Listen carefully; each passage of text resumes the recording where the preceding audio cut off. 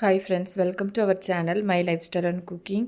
First time பார்க்குறீங்கன்னா subscribe பண்ணிவிட்டு பாருங்கள் ஃப்ரெண்ட்ஸ். நம்ம இன்றைக்கி ஒரு 2 ஸ்பூன் நெய் வச்சு நல்ல ஹெல்த்தியான ஒரு ஸ்வீட் ரெசிபி தான் பார்க்க போகிறோம். இதோட டேஸ்ட்டு சொன்னால் புரியாது, அவ்வளோ சூப்பரான டேஸ்ட்டாக இருக்கும். கண்டிப்பாக ஒருக்கா செஞ்சிங்கன்னா அடிக்கடி செய்வீங்க. ரொம்ப ஈஸியாகவும் செஞ்சிடலாம். வாங்க இந்த ரெசிபி எப்படி பண்ணலான்னு பார்க்கலாம். இது செய்கிறதுக்கு ஒரு பாத்திரத்தில் 250 ml கப்பில் 1 கப் அளவுக்கு கோதுமை மாவு சேர்த்துக்கலாம். இது கூடவே ஒரு 2 பிஞ்சு போல் உப்பு சேர்த்துட்டு கூடவே 1 டீஸ்பூன் போல் நெய் சேர்த்துருக்கிறேன். நெய்க்கு பதிலாக எண்ணெய் கூட சேர்த்துக்கலாம். நெய் சேர்த்துட்டு நல்லா இது போல் கையை வச்சு கலந்து எடுத்துக்கோங்க. நம்ம சேர்த்துருந்த நெய் நல்லா அந்த மாவோடு சேர்ந்து வர மாதிரி இது போல் கலந்து எடுத்ததுக்கப்புறமா இதில் தண்ணி சேர்த்துக்கலாம். தண்ணி கொதிக்கிற தண்ணி கிடையாது, லைட்டாக ஒரு சூடுள்ள தண்ணி. இப்போ இதில் கொஞ்சம் கொஞ்சமாக தண்ணி சேர்த்து நார்மலாக நம்ம சப்பாத்தி மாவுக்கு பிசைஞ்சு எடுப்போம்ல, அது போல் நல்ல சாஃப்டாக பிசைஞ்சு எடுத்துக்கலாம். இப்போ பார்த்தா தெரியும் மாவு நல்ல சாஃப்டாக இருக்குது. இதை நம்ம ரெஸ்ட்டில் வைக்கணும்னு வேண்டாம், உடனே நம்ம செஞ்சு எடுத்துக்கலாம். மாவை இது போல் 2 பகுதியாக பிரித்து எடுத்துக்கலாம். அதுலேருந்து 1 மட்டும் இப்போ எடுத்துக்கலாம்.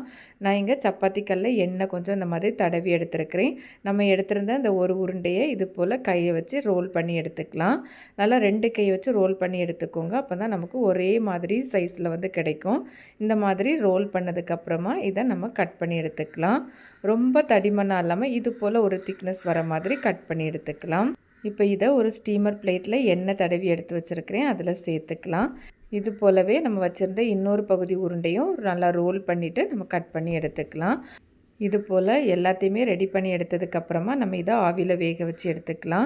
நான் இங்கே இட்லி பாத்திரத்தில் தண்ணி வச்சுருக்கிறேன். ஸ்டாண்டு போட்டுட்டு மேலே கொஞ்சம் இட்லி பிளேட்டில் எடுத்து வச்சுருக்கிறேன், கொஞ்சம் இந்த மாதிரி ஸ்டீமர் பிளேட்டில் எடுத்து வச்சுருக்கிறேன். எல்லாத்தையும் சேர்த்து ஒரே இதுலேயே கூட நீங்கள் வச்சு வேக வச்சு எடுத்துக்கலாம். இப்போ இதை மூடி வச்சு ஓரளவு மீடியம் ஃப்ளேமில் ஒரு 10 நிமிஷம் மட்டும் நம்ம வேக வச்சு எடுத்துக்கலாம். இப்போ இது இருக்கட்டும். அடுத்ததாக ஸ்டவ்வில் ஒரு பாத்திரம் எடுத்து வச்சுருக்கிறேன். இதில் 250 ml கப்பில் ஒரு 3/4 கப் அளவுக்கு வெல்லமோ நாட்டு சர்க்கரையோ சேர்த்துக்கலாம். இது கூடவே ஒரு 1/2 கப் தண்ணி சேர்த்துக்கலாம்.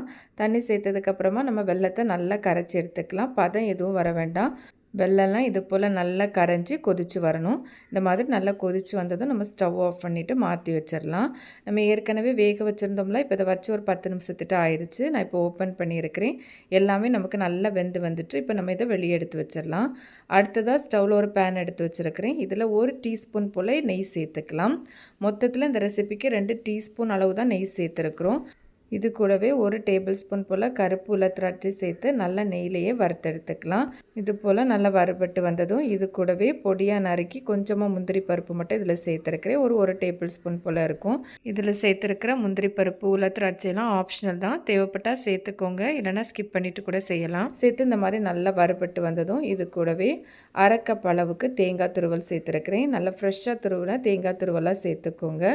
தேங்காய் துருவல் சேர்த்து ரொம்ப நேரம் வறுத்தெடுக்கணும் வேண்டாம், ஜஸ்ட் நல்லா ஒருக்க கலந்து எடுத்தாலே போதும். இப்போ இதில் நம்ம ஏற்கனவே கரைச்சி வச்சுருந்தோம்ல வெள்ளை தண்ணி, அதை சேர்த்துக்கலாம். உங்களுக்கு தூசி எதுவும் இருந்ததுன்னா நீங்கள் ஃபில்டர் பண்ணிவிட்டு சேர்த்துக்கோங்க. சேர்த்து நல்லா இது போல் கலந்து எடுத்துக்கலாம். இப்போ இது நல்லா கொதித்து வரணும். இந்த மாதிரி நல்லா கொதித்து வந்ததும் நம்ம ஏற்கனவே ஆவியில் வேக வச்சு வச்சுருந்தோம்ல கோதுமை மாவு, அதை இதில் சேர்த்துக்கலாம்.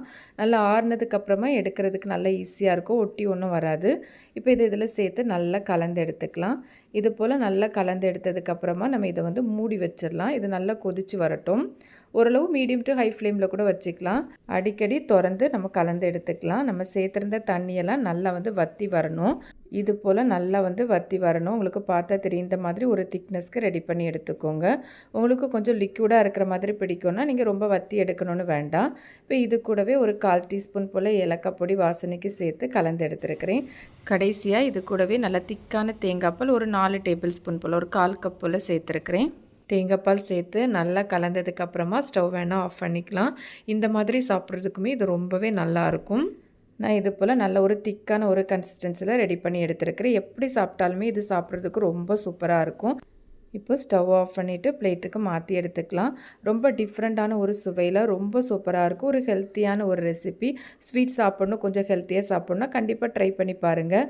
இது போல் வெரைட்டியான நிறைய ரெசிபி நம்ம சேனலில் இருக்குது. லிங்க் எண்ட் ஸ்க்ரீன் ஐ கார்டில் கொடுத்துருக்குறேன். ஃப்ரீ டைமில் சேனலை விசிட் பண்ணி பாருங்கள். கண்டிப்பாக உங்களுக்கு யூஸ்ஃபுல்லாக இருக்கும். இந்த ரெசிபி வீடியோ கண்டிப்பாக உங்களுக்கு பிடிக்கும். பிடிச்சிருந்தால் லைக்கோட ஹைப்பும் பண்ணிவிட்டு சப்ஸ்கிரைப் ஷேரும் பண்ணுங்கள் ஃப்ரெண்ட்ஸ். தேங்க்ஸ் ஃபார் வாட்சிங். பை.